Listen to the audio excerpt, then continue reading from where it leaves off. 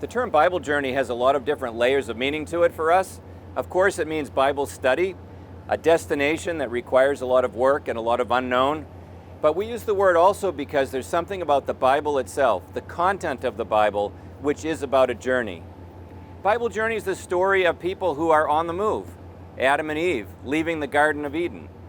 The story of Moses leading God's people through the desert, of Joshua leading them into the promised land, of God's people going into exile, of Jesus taking his disciples on a journey of discipleship that surprisingly ends at the cross.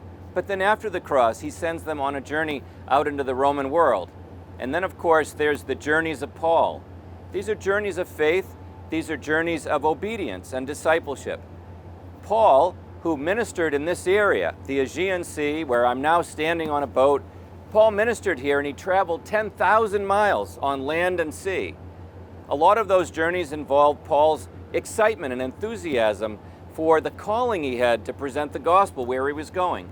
But Paul's journeys were also filled with peril, opportunities that had crisis to them, opportunities that had a lot of the unknown to them. As we study Paul's journeys, we realize that the journeys represented not just a means to get to a destination, but that God was doing things along the way. One other aspect of the journey is that the journey binds people together who are co-workers, co-laborers on the adventure of faith through the hard times and through the good times. Paul will leave some of his co-workers sick in places. Paul will leave some of his co-workers in places to finish the work they started together.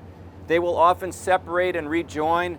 They will repurpose themselves for a new journey with different assignments, with different working partners. The journey of faith of Jesus, of Paul, and of all these people that we've studied is a journey that is echoed in our lives as we all work together. We bond together in the ministry of Christ, the work of the church, the building of the kingdom, as we make our way to our final destination, which is heaven.